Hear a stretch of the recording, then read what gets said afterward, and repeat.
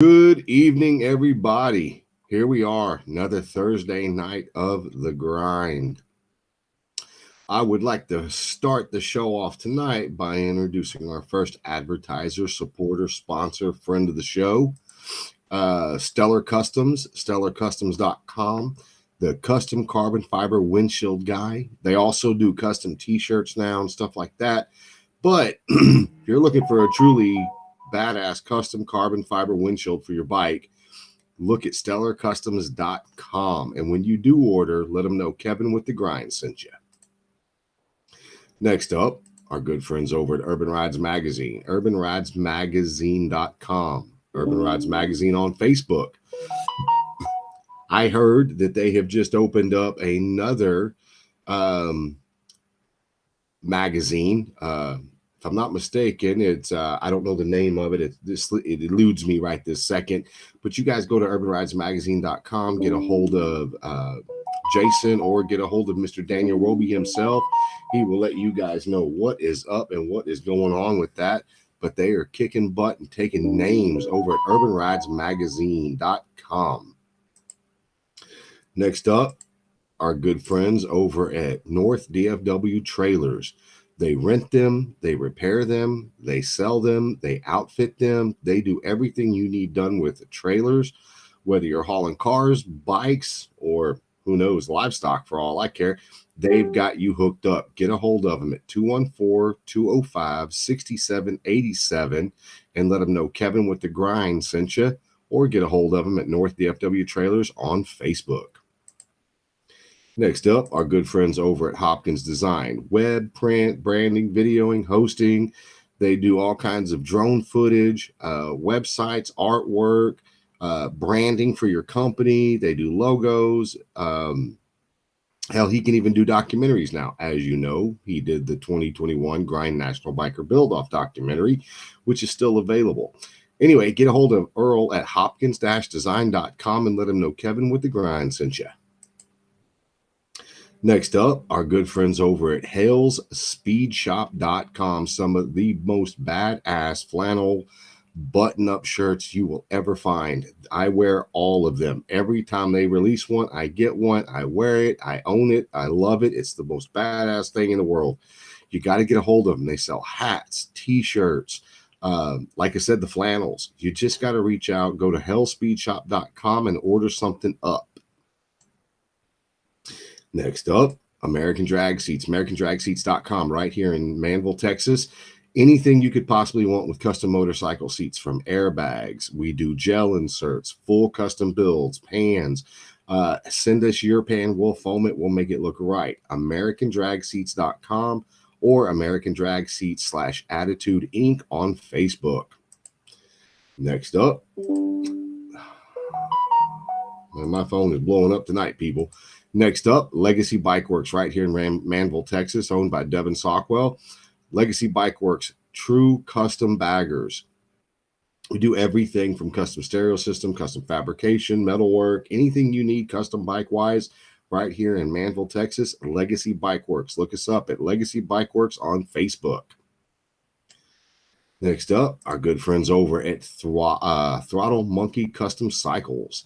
Fat tire kits, plug-and-play audio, bike audio experts, full custom builds, front and rear air ride systems, apparel, helmets, riding gear. They do everything right there in Chicago. Throttle Monkey Custom Cycles, Chicago.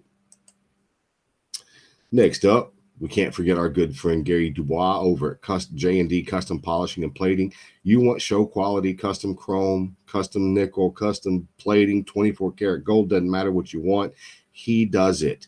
651-251-7400 or J&D Custom Polishing and Plating on Facebook. And whatever you do, when you get a hold of them, let them know Kevin with the Grind sent ya.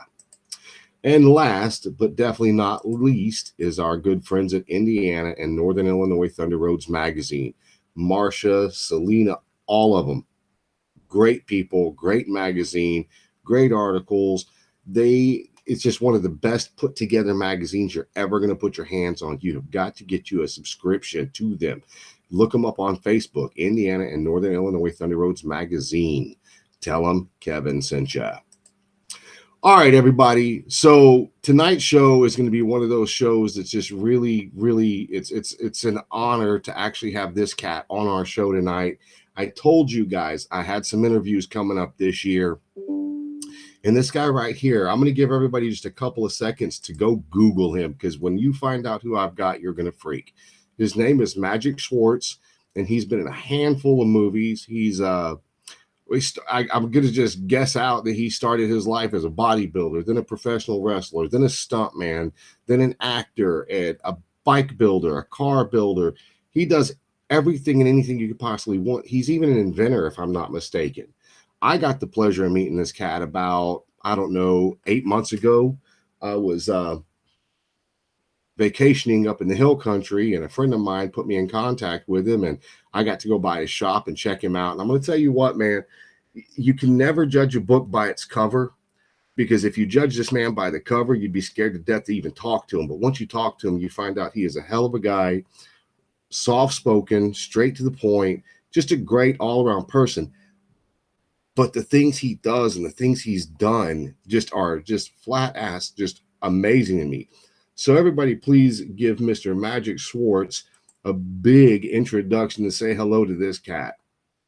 He is coming on now. What's up, buddy? Hey, dude. What's up, Kevin? So, man, I mean, dude, I have to start at the beginning. He goes, "Are you Hawk?" I got 1,000 says I can break your arm on that table back there. That's awesome. That's my buddy Brian. Yeah. So start me from day one. Just where were you born? San Antonio, Texas. So you're a Texan. Yeah. Yeah. All right, now go. Get me up to a certain point, and then we'll stop. Well, I grew up in San Antonio, Texas, and worked at a drag race and funny car shop. That's how I learned to start working on mechanical shit. Built a few bikes there, rode bikes since I was like 13 years old. Cushman Eagles, Mustangs, scramblers, everything everybody had back in that day, because you couldn't find a bike cheap enough to buy. My first Harley was a 66 Sportster. So I kind of hung out in San Antonio for a long time, and I moved to Houston for a while, and I stayed there about 4 years, and then back to San Antonio, and then I got into bodybuilding pretty heavily. And in 1980, I decided that Texas wasn't doing it for me, so I moved to California and pursued a bodybuilding, powerlifting, professional wrestling career. And toward the end of my wrestling career, I did UFC. And then I did 25 years of movie stunts.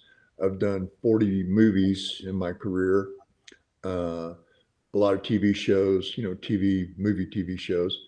Bodyguarded 15 years.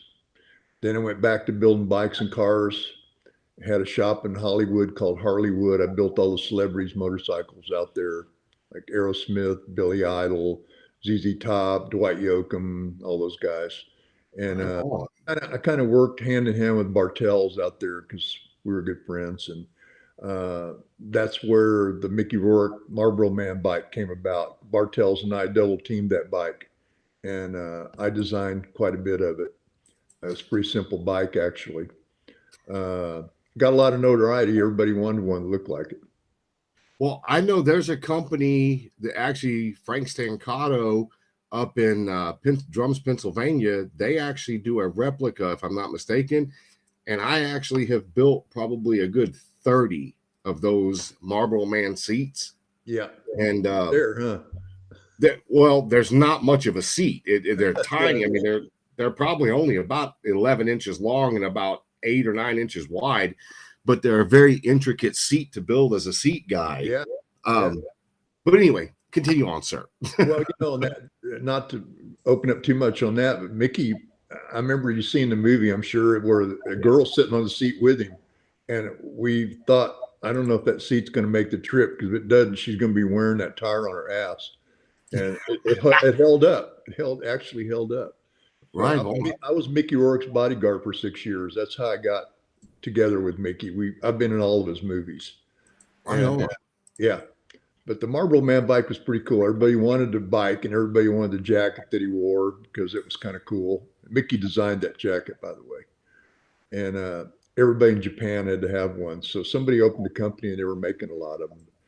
But yeah, I kind of hung out in California for a long time, and then I pursued my wrestling career all over the world, and did a lot of stunts and a lot of movies for people. And then I kind of phased back to getting into just strictly bikes when I went to work for Strokers in Dallas for Rick Fairless. I was this custom bike builder for about a year and a half, and then I kind of got out of that and became a tour bus driver for a lot of rock bands. Uh, Patti LaBelle, BB King, the Fabulous Thunderbirds, and I did about a year of that and decided, nah, that's too much work, too much headache, too much liability. So I went back to working on bikes again in Florida, and I had a shop out there in Pompano Beach. And I was right down the street from Brothers Three. I don't know if you ever remember that shop. It's a real old one. Mm-mm. Yeah. There was quite a few builders out there, and so I got hung in there, and then I got offered a job for Hot Rod Magazine for a motorcycle magazine they called Hot Rod Bikes, and they were going to call it something else, but Harley came down on them, so they had to change the name of the magazine to Hot Rod Bikes. So I became a photojournalist for about 3 years for them. I did all the drag racing, all the car shows, bike shows, all over Sturgis, Daytona, everywhere, and learned to take pretty good photos and write about. I had enough knowledge from mechanical, knowledge to write about the bikes and cars that I saw. So everything was fun, but the fact of it is, I almost lost my hearing because I was on the starting line with all the top fuel bikes, and I don't know if you've ever been around those. It's pretty drastic, pretty loud Yeah. noise. Yeah, So since you're talking about the bikes and you're talking about the speed bikes, I'm going to throw a picture up real quick. Explain this bike to me because there's something about this bike that's very, very unique, okay. and that's the BMW bike. Yeah, I road raced for BMW for 3 years. We started out at Texas World Speedway and went to Daytona, but I never could get quite fast enough on a naturally aspirated bike. So I figured out how to put a turbocharger on one. And that was actually the first turbocharged BMW in the United States. It was almost And a 200-mile-an-hour bike. you did that. You Yeah, I you built actually the built kit. it. And Yeah, I built the kit, and later on I sold it to American Turbo Pack, and then they marketed them for a while. wow. But So that's really, really, really a cool one right there to me. yeah, it was pretty cool. I had a lot of fun doing it. That bike was built in San Antonio, by the way. When Right I was on. living in San Antonio, I built a motorcycle that I went to Bonneville, went 204 miles an hour in 1968 on. It was a homemade blown injected Sportster. Jesus Yeah, Christ. set a land speed record that year, 204. No fairing, no nothing, just leathers and a helmet. Really? Yeah. Well, cool. So you've got, man, dude, I've got so many really cool, cool, cool pictures. So I want to run through some of these pictures Sure. really quick because what I want to figure out is, like I said, man, you've done so much, and I know your time frames back and forth. I'm going to have to bounce back and forth because there's so much. Yeah, that's So I'm going to put a picture up, and I want you to just give me a little history on the one picture. sure, sure. Uh, There you go. that picture is from the movie Over the Top that I played a character called the Smasher. I was about 280 pounds then, and I got that movie part. I was supposed to get the movie part of Cobra. I was going to be the crazy guy with a knife, and there was one guy ahead of me on that they liked, so I lost that part to him. But Sly liked me so much that he went ahead and put me in this movie without even reading for it because he liked me and he knew I was a big, strong guy. So yeah, we did Hold that on. movie. Yeah, Stop on the strong part because I want to show the strong part of that one right there. There we go. yeah. Well, Sly actually was left-handed, and he Yeah. had his right hand is broken from doing Rocky. And so I had to grab his hand and make it look like I'm killing him without squeezing his hand. And the guy that slaps me in the face in that movie is Mike Tyson's boxing coach. And after Really? about three takes of that scene, he almost knocked me out in the last one. He was getting so much adrenaline going, he was hitting me harder and harder. It almost knocked me out. So Now, that's what how old were you in that picture? I think I'm about 35, maybe 37, somewhere around there. Yeah. And just so people know, how tall and what did you weigh in that picture? I was about 270, 280. I'm 6'2". Sly's about 5'9", 5'8". Jesus Christ, that's just the moment Lewis told me your name, I was like, I knew exactly who you were right then. Because when that movie came out, just Sylvester Stallone by himself is a writing genius, in my opinion, Yeah. personal opinion. Yeah. He doesn't write a single movie. He writes trilogies. I mean, just on and on and on. But I knew exactly who you were, and I've been a fan of yours for a long, long time. But that's not the only movie. Oh, So no. Yeah. I'm gonna take that one down real quick, and I want to go to what which I didn't even realize this. So explain this one to me, because there are very few people in this world that have ever pulled off what I'm about to show people. You have to explain how this happened. Okay. I didn't even realize you were in Lionheart. Yeah, that's a funny thing how that happened. I'm strangling John Claude Van Damme here in a racquetball court. And the scene was we were supposed to fight in this racquetball court, and he was supposed to kick me in the chest and knock me through the glass at the other end of the racquetball court. Well, as right after I strangle him here, I throw him on the ground, and he stands up and he kicks me, and I went back and flew against the racquetball court glass, and there was a guy standing behind the glass watching what we were doing, and the glass bowed out so much it broke his nose. And the Wow. production company said, wait, halt, we can't break this glass. It's going to cost too much to fix it. So they went and rented a warehouse, and they took a bunch of glass patio doors and glued them together, and they put the camera on the other side of it. So in action, I ran through the glass like John Claude had kicked me. So that's Wow. what it came about. Yeah. That's just name somebody else that's ever done that to Jean-Claude Van Damme. Not That's many, all I'm saying. not many. Exactly. Okay, so with that part out of the way, there, like I said, man, there's so much about you. Like, how did you actually get into being a stunt man? Because did you start out as a stunt man and then go into acting, or did you start out in acting and become a stunt man? I did acting, and the funny thing about it, I'm at Gold's Gym in Venice, and I was about 290 back then, and I'm working out close to the front door, and they have a big railing there that keeps all the people from coming in the gym. And this guy walks up and he starts yelling at me. He goes, "Hey man, come here, come here! I got this biker movie I want to do, man, and you're perfect for it." I went, "Yeah, yeah, yeah." I said, "Well, how much does it pay?" He goes, 150 a day." I went, this was back in the early 80s, man. I went, yeah, I'm good for that. So come to find out, we went out to Indian Dunes, which is in Valencia, California, out in the desert. And this movie is about these guys who ride dirt bikes, and they kidnap tourists and they put them to work in marijuana fields. And they're beating the shit out of everybody all the time. So I got hired as the lead bad guy, and I'd never done a movie in my life. And the director of this movie was Roger Corben, the king of the B movies. And Really? we were out there the second day we were out there. We ran out of water. We ran out of food because he was such a tight ass with money. He didn't spend the money to take care of everybody.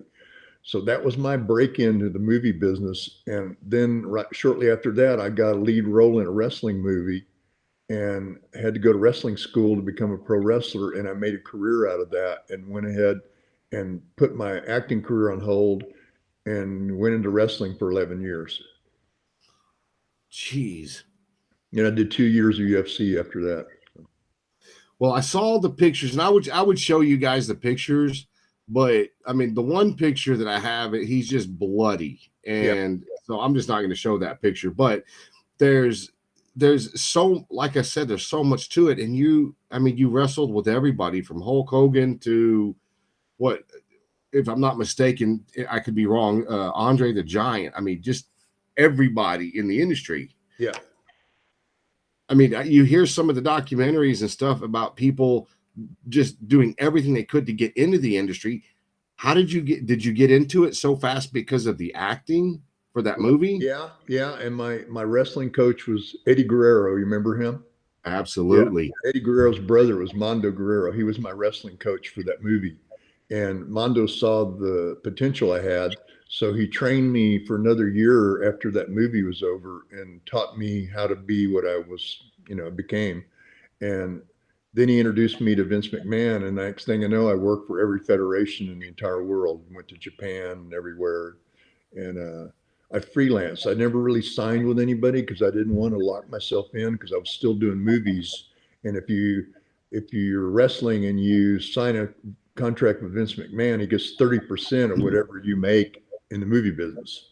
So I thought I don't need to give up my money. I just rather freelance, and when they need me, they call me, and I go to different federations. So that's how I got into that. So realistically, how hard was wrestling? Because you've seen all the documentaries. People have done documentaries on those things, made movies about them, and a lot of the wrestlers like Lex Luger, he's wheelchair bound now. Oh, dude, Hulk Hogan can hardly walk. I mean, people don't understand. Okay, football players go out and play once a week. Wrestling every night, brother, in a different city, in a different town, in a different country, and you're getting the shit beat out of you constantly. And myself, I've had 4 shoulder separations, several teeth knocked out, broken left wrist, broken left ankle, and I'm a mess. My back's trashed. I mean, I can still function, but I'm not. I wouldn't want to go out and lift a bunch of stuff all day long. I'd be crippled the next day. So. Yeah. So once you got into the wrestling, did you transition back to motorcycles and hot rods, or did you go back to acting? I kind of transitioned back to it, and then every time I had an opportunity to get back into acting or do an acting job, I'd go ahead and take it and put that on hold for a little while. Because when I was with Mickey Rourke, we traveled all over the world for 6 years, and So let me see which one this is. So tell me about this one, because this was actually a really good movie. But so tell me about this one. that's Stone Cold. And the guy that's sitting on the other side of me is Brian Bosworth, football player, and Yeah. and I became the consultant for the director in that movie because they really didn't know how bikers should act or what they should do or how they should look.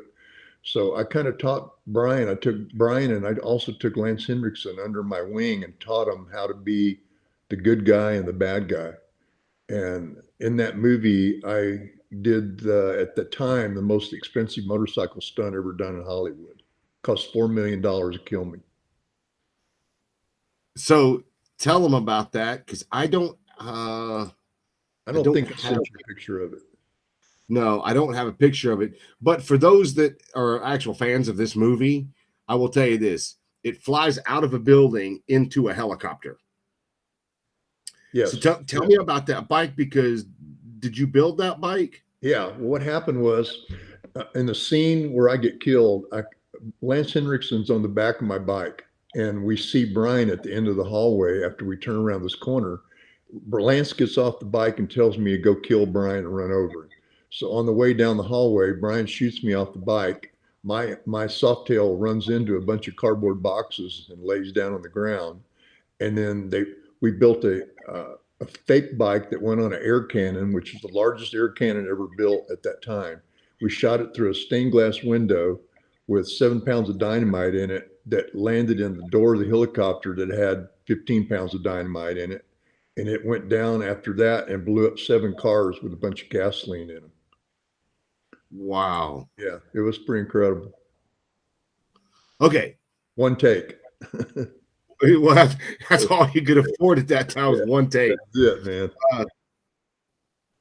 So, okay. So after that, did you continue on, like you said, in your shop working, and then you transitioned back and forth between acting and the bike building, but you also do car builds also, right? Yeah, yes. Yeah, Well, I say car and truck. yeah, I'm into hot rods. I like the early stuff. I've got quite a few 31 Fords, 34 Fords, and a couple of sedans. And Like that. yeah, that's my 34 three window. Yeah, love Okay, that so tell me car. about that car. Oh man, it's got a 351 Cleveland in it and a vet rear end. The whole underside of it's powder coated. It's got seats out of a Learjet, and it's a really slick ass car. It's probably the nicest car I own. I can tell you right now, it's a beautiful car.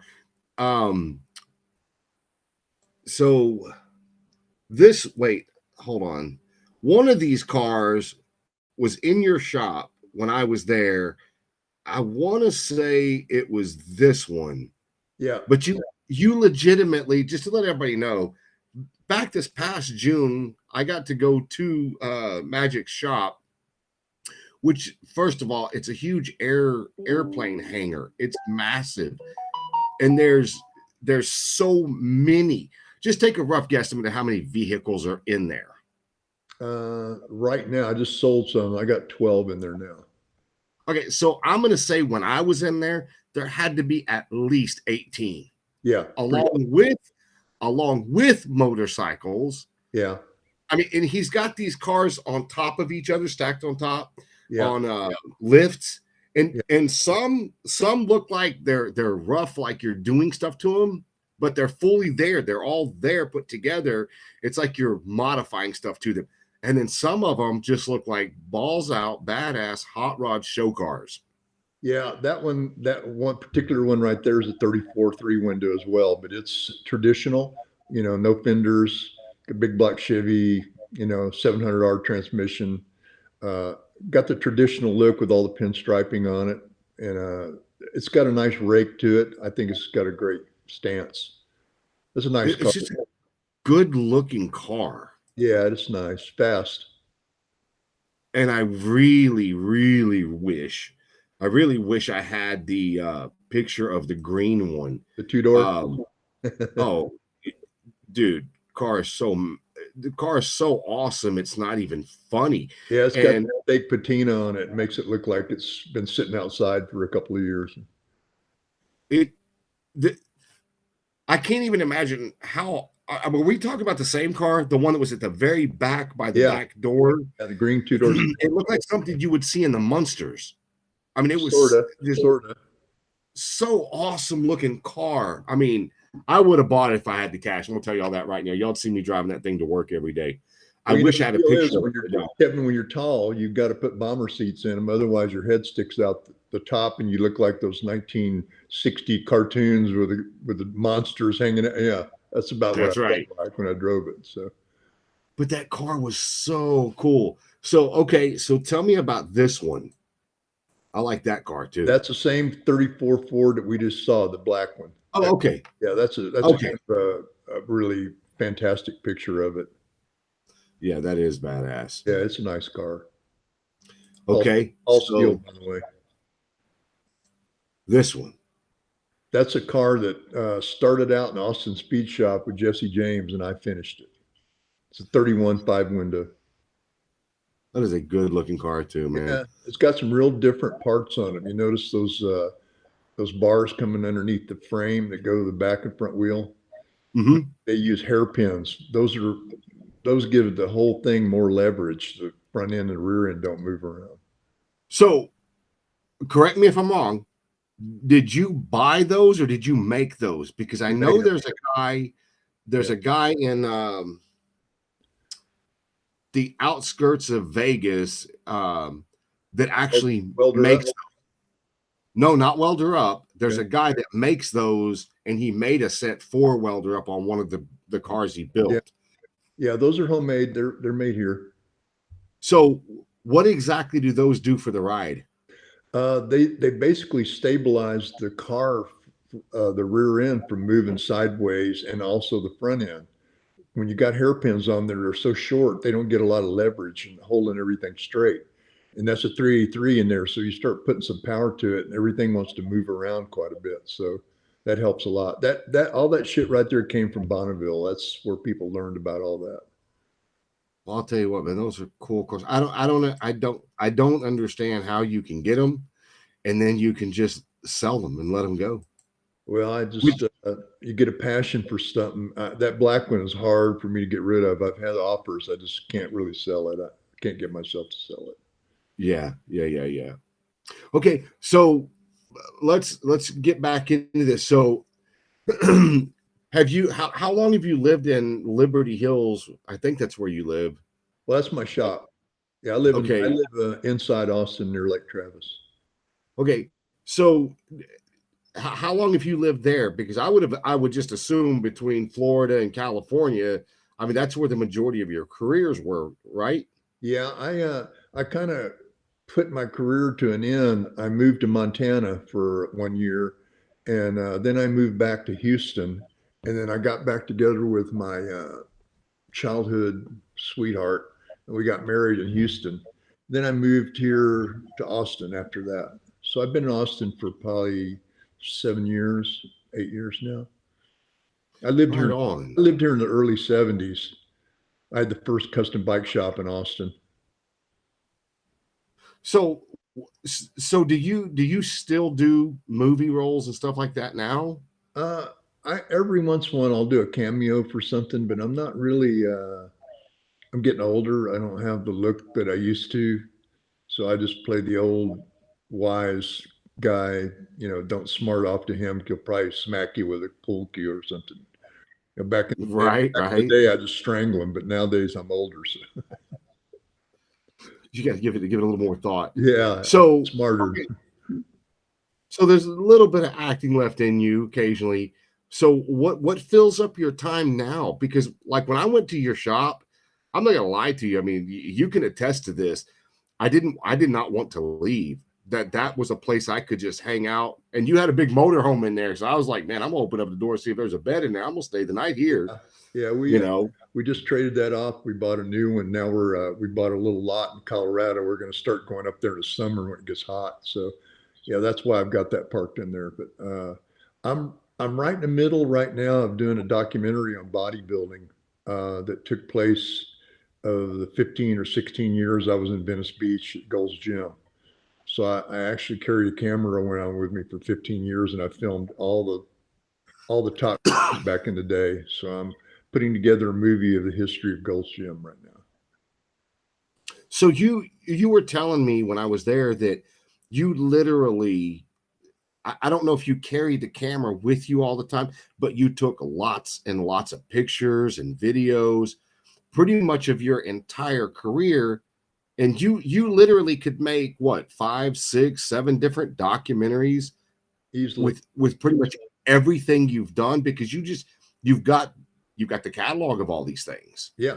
Yeah. Well, when I was working for Hot Rod, I took a camera with me and I filmed all the bike shows. So I got probably 6 years of video of all the drag racing, top fuel bikes, all the custom bikes that were built by everybody, Pirouettes, Arlen, everybody from the day. I got all that on video. And I gave Luis a copy of it, and it's called My Bike, Your Bike. And I want to put that out there at some point. It'll take me a little while to get it all put together, but some really incredible stuff, man. I mean, just bikes from all over the world. So just out of curiosity, I've asked a lot of people this question. So who is an inspirational bike builder, hot rod builder for you, the guys that you looked up to? I guess in the bike world would be Arlen. Arlen went from his garage making coffin tanks to being a superstar. And I'm good friends with Jay Brake. He was always another guy that I hung out with a lot. And on the car world, it'd have to be Don Garlits, Really? smartest guy out there, buddy. Nobody knows more about a Hemi than that guy. Well, I was going to say because I know for a fact there's been movies about him and documentaries about him because I've seen them, Yeah, it's and incredible. it it's amazing to me that you've been doing all these things for so long, and you have such a huge resume. I mean, when you told me that you worked for Rick Fairless, I was like, what? When he was like a little kid? I mean, when because I've known of and done work for Rick Fairless since 2004. Yeah. And you told me the story of you and Rick Fairless, and I was like, and that's like you had to have just left there maybe a couple of months before I started doing stuff for him. Yeah. Yeah. I only was there about a year. That's about all I could handle. Uh, Rick's a good guy, and like we talked about, he's a great businessman, but he has his own opinion about things sometimes, and has a hard time keeping people working for him because he's always trying to tell you how to do your job. And if you're paying somebody, that may be your prerogative, but let the artist flow, man. Don't interrupt his thought train. You know. Yeah, well, I'm going to tell you right now, dude. I could sit here and talk about your cars. I could talk about these bikes, but what I'm really actually interested in is from today forward, because I'm a huge fan. And let me just tell you guys, I'm a fanboy. When I met Magic back in June, I got pictures, I got autographs. I also took pictures with him, and those are all for me. But what's the most intriguing about this man is that you always hear people say, well, yeah, I've got this, and I've done this and I've done that, but there's never hardly any proof behind it. When Magic says it, man, there's proof behind it, because I got to physically see the proof. I've shown you guys pictures. I pulled up the movie stuff. He's done more in your lifetime than 10 people put together have done. Well, somebody asked me earlier, did you ever work out with Arnold? You want to hear a good Arnold story? I do want to hear a good Arnold story. They had a World's Gym opening in Venice, California, and Joe Gold had just sold Gold's gym to some other guys, and he opened up a World's Gym, and Arnold trained there. And they had a big grand opening, and I was wearing this shirt. It's one of those Western shirts with all the buttons on it. Mm-hmm. And I was with one of my good friends, and we were standing there, and Arnold walked up to me, and I don't know if I can use any foul language on this program or not. Sure you can. It's Okay. YouTube, Okay. Facebook. So Arnold walks up to me and goes, "Who do you think you are, Johnny Cash?" And I went, "No, I'm not Johnny Cash, but how about if I take you outside and kick your ass? How about that?" The whole room got quiet. You could hear a dime drop, right? And we looked at each other for a minute, and he turned around and walked away, and we've never been friends since. Really? Yeah. All over a t-shirt comment. Yeah. I just why insult somebody, dude? But, Well, you know, I would assume the size is what did it. Not to mention the arrogance of what was going on in his life at that moment. But I wouldn't have said it to you. There ain't no goddamn way. well, here's the thing. I'm going to win either way. If I beat him up, it's going to be in the National Choir. If he beats me up, it's going to be in the National Choir. So I'm going to win either way. Right. So, yeah, working for Mickey Rourke was probably the toughest bodyguard job I ever had, by the way. Why's that? Just attract some really crazy ass people, man. That picture right there is in Rome, Italy. There was only 7 Harleys in the entire city of Rome when we shot that picture right there. So you were actually his bodyguard. Yeah. We flew our bikes to Rome, and we were riding around like a bunch of crazy idiots. And every time we got on our bikes, people just swarmed us because Mickey had just finished 9.5 weeks, and he was like a god over there. Everywhere we went, we got swarmed. So I would have to think Mickey by himself strikes me as the kind of person he's probably in his own right kind of a badass. Like he could handle his own business. Yeah, somewhat. I could see you guys going out in public and him getting into a little scuffle some way, and then you having to step in and grab him by the back of the neck and say, "All right, man, move out of the way. Let me finish this so we can get on to something else." Well, when I was in Italy with him, I weighed 310 pounds then, and I was just finishing up part of my wrestling career, and we got into an altercation one day with a paparazzi in the middle of the street in Rome, and I threw him over a car. and he went and got the cops. The cops came back and saw who we were standing around. They just took the guy away, and we didn't get any trouble over it. But I also, when I was in Italy, after I quit working for Mickey, I got a job bodyguarding Princess Caroline of Monaco. And Really? we left Italy and Rome and went to Sardinia, Italy. And I was on a 300-foot boat for a year with her. Yeah, it was amazing. Amazing. You ever thought about writing a book I just on? about halfway through it. Oh, It'll be like a dictionary when well, sign me up for a copy. Sign me up for a copy. no problem. I want an autographed copy, but I can't wait to read it. Dude, sitting here and just thinking, and while we're sitting here talking, I'm reading comments. I'm thinking about some of the stuff you've done. Okay, there's also another piece to you, and that's the inventor. Yeah. So your mind is always going on something from acting, bodyguarding, building bikes, doing cars, being an actor, a stuntman, but also an inventor. So you're creative also. Yeah. I'm sure you've seen the Total Gym on TV, right? Mm-hmm. Yeah, I invented that probably 28 years ago. And I ended up showing it to Really? I ended up showing it to the wrong person. I lost $2.3 billion on that one. So I decided, Wow. I came up with a couple of other ones. I just put them away until the right time. And I just finished one now called the Pro Strider, and I'm selling it to colleges. And Brian Bosworth's my business partner, so he's my endorser. And we're getting ready to throw them to the Seahawks, and Clemson, I think, wants some. So when COVID hit, we kind of put everything on hold. So we're just now starting to kick that off again. And then I've got a medical device I invented. I've got that motorcycle tie down thing that we talked about that I just got my patent. Mhm. So yeah, Well, I that's a can't good sit one. still, dude. I can't sit still. If you sit still and you get to be 75 like I am, you're going to start slowing down and you're never going to get back there. So don't, like we always say in the racing business, don't ever let off.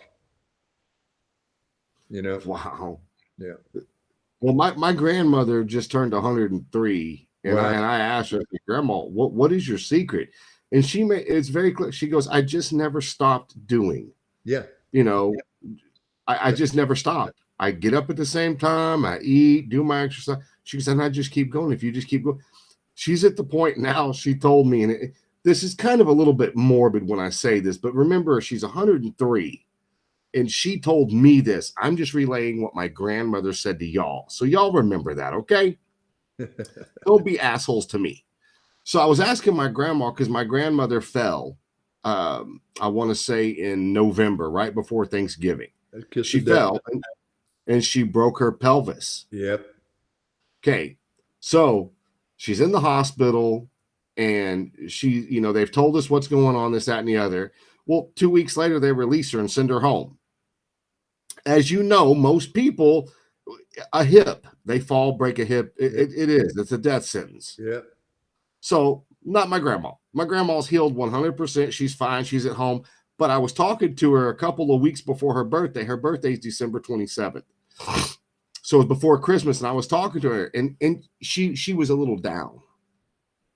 And I was like, well, Grandma, how are you feeling? And she goes, it's just time. I'm ready to die. I'm ready to just go now. And she goes, I've had enough. And she told me, she goes, I won't make it till January 1st. And when an older person tells you they won't make it, they don't make it. Yeah. The will here goes away, they die. Yeah. So I talked to my grandma last week, and we were talking, and I asked her, I said, well, how you feeling? She goes, well, I'm not dead yet. Well, and the she's mind's the most important. The mind's the most important thing. So my grandmother she doesn't use any weight or anything, but she'll hold on to her chair and she does squats at 103 years of age. Good for her, man. God bless her. It's amazing. Yeah. Well, genetics has a lot to do with that too. Well, she has outlived everybody, and she'll tell you right away, it is a curse and a blessing all at the same time, because she has buried everybody in her family except me and my brother. Well, getting old ain't for sissies, man. That's true. Yeah, I trust me. So at this point, like in your life, man, you've done so much. I mean, you literally can look back on your life and say, man, there wasn't a dull moment. It had some good times, some bad times. I've done so much. What do you see in the future? Like, what are your plans now? The next thing I'm getting ready to do is when I get to Colorado, I'm going to start prospecting and panning for gold. Right on. Yes, sir. And believe you me, it's there. I know it is. Why not? Hell, it's can't hurt, right? Hell yeah. It's good exercise. I fly fish a lot too, so. I've always wanted to do that, but I've heard you got to have a lot of patience to do stuff like that. Unless you get somebody next to you that can shortcut a lot of that. It's all about Really? technique, and if you get somebody that teaches you, you can learn it in a couple hours. Really? Yeah, if you ever want to do it, let me know. I got a pond out there where the hangar is. We'll go do it. Right on. Yeah. I'll probably go take you up on that. Yeah. So how many cars do you have left? Because you said you were selling some of your cars. Yeah, I'm selling.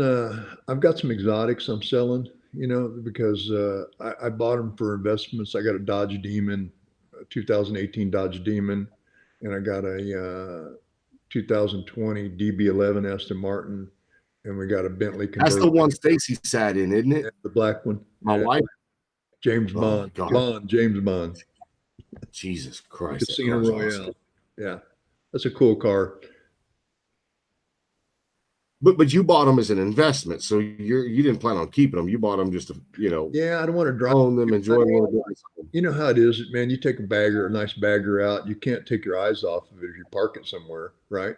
The car's the same way. You don't want to drive it somewhere and not have somebody walk by and key it or something, because a lot of jealous people out there these days, and it just, they'll do something stupid. I've seen it a million times. Right on. Yeah. So you're getting good response? Everybody enjoying this? Oh yeah.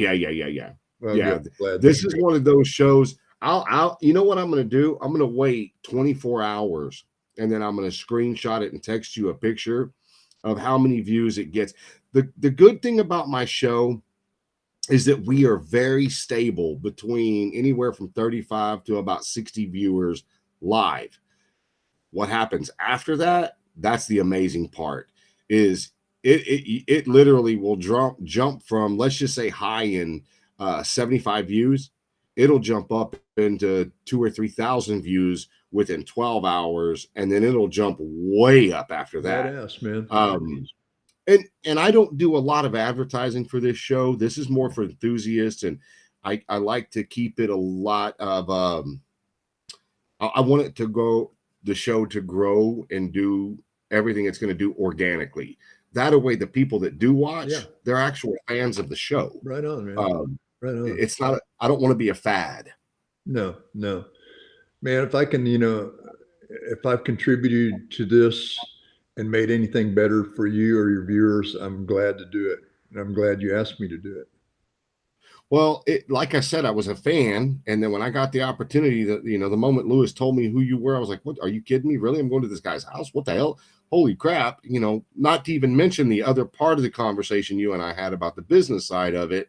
Yeah. But then you get to meet people, and that's what I've always said about meeting people. Is that people like Jesse James, for say, yeah. If you strip away all of his fame and you get down to the human being that's Jesse James, I could probably be really, really good friends with that guy because we both like a lot of the exact same stuff. I don't want, You can talk his language. That's what it's yes. And that's like you, to be a fan and to be like, oh my God, that dude was badass in that movie and stuff.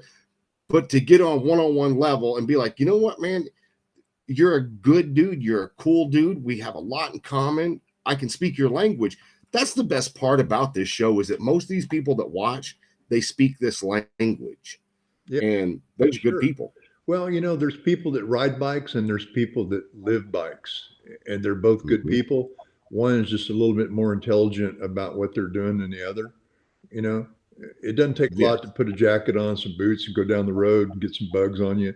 But it's a whole different thing when you know that bike from the front axle to the rear axle. Well, see, that's one thing I said back in 2018. I built a chopper. I think I showed you a picture of it. 26-inch front wheel, Springer front end, great big 21.5-inch apes, 280 rear tire. But when I built that, it was a biker build off. But when I took that bike to Sturgis and I was riding the Black Hills and up through Mount Rushmore, and I'm sitting on something that's bringing me that kind of pleasure, it's like you become a one with that object, because you built it and you're enjoying it. And I don't even know how to explain it. It's almost like having your first child. It's just like, man, this is what my life is about right now. Oh yeah. Everything else just falls away. Well, I had sort of the same experience when I was in Pompano Beach. I was building bikes, and these guys came up to me and said, we have this company we want to start, and we build motorized ultralight hang gliders." And I said, "Okay." He goes, "Well, we need somebody to build airframes and design these things a little better than what's out there." And I said, "Well, show me what you got." And they brought it over there and showed it to me. I went, "Man, I wouldn't fly 5 feet off the ground in this thing. Let me redesign this and let me build something for you that I think you'll like." So I built it, and we went to this farmer's field, and I watched it take off into the air. What a rewarding thing to see, man. I mean, it was far more than any bike or car ever built. To watch something fly in the air built, it's just, man, incredible. Well, like I said, man, there's so much about you that you just can only say, man, I saw him in that movie. And then that's who you think you are. Oh, he's just some fucking actor. But then you start talking and you start, you invest some of your time into the getting to know you. And by the way, thank you very much for doing the show. I really genuinely appreciate it. It was my pleasure. Getting to know you better like that and getting everybody else to know you like that, dude. People are asking right now, which you can go back and see the video and read all the comments. The comments go crazy, but they're wanting to know, where are you going to be? Where can they meet you at? Like, where can they see you in person? If they come to Austin, you're more than welcome to throw my phone number out there. I'll be glad to talk to anybody anytime, have lunch, whatever, as long as I don't have anything going on, good. So I'm not going to throw your number out there publicly, but I will say this. Go on the website. Anybody who wants to get a hold of him, give me a text, shoot me a text or a message.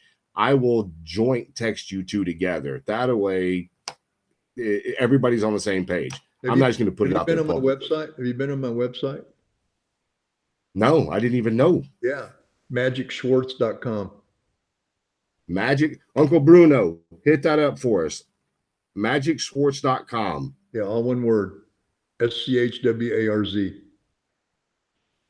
So Uncle Bruno, it's right here.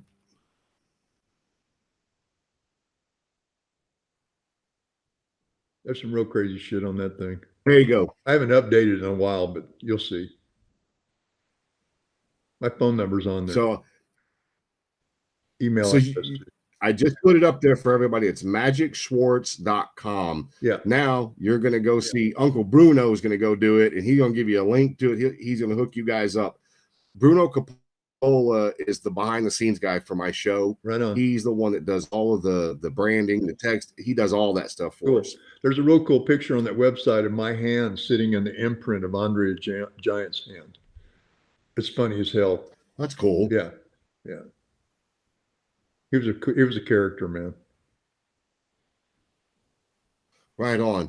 Well, man, the show, we've been on for an hour. Is there anything you'd like to tell anybody or have them get to you? I mean, any closing? Just live your life and try to get the most out of it you ever can, that you possibly can, and do it every day and wake up happy and be thankful you're here on earth, and be nice to everybody if you can, and just never let off, brother. Even when that finish line's coming up, never let off. Hell yeah. Well, Magic Man, I thank you so much for doing the show. I appreciate you. If you ever want to come on again, you're part of the Grind family now. Shoot me a text. We'll have you on anytime you want, okay? You got it, brother. I appreciate it. Have all your viewers up there. Have a great night, and thanks for listening to my bullshit, and have a good one, brother. We loved it. It was a special treat, man. Thank you very much. We will talk with you later, bub. Catch you later. Bye. Bye-bye. All right, everybody. There you go. Told you guys I was bringing the interviews back, and bam, kick-ass interview right out of the gate. Like I said, go to magicschwarz.com and find out anything you want. Like I said, his number's on there. You guys can get a hold of him and do whatever you need to get done. And again, please push the share button. Push that share button. Get that out there. Get this one out there. Spread the word. Go to the YouTube channel, the Grind Biker Build Off on YouTube. Subscribe to the channel. Get the notifications. And by all means, go back and watch some of the videos. Leave a comment on the videos. The more you comment, the more you interact with the YouTube videos, the better off it's going to be. So, Joe Hillbilly Faust, you're asking me who's on next week?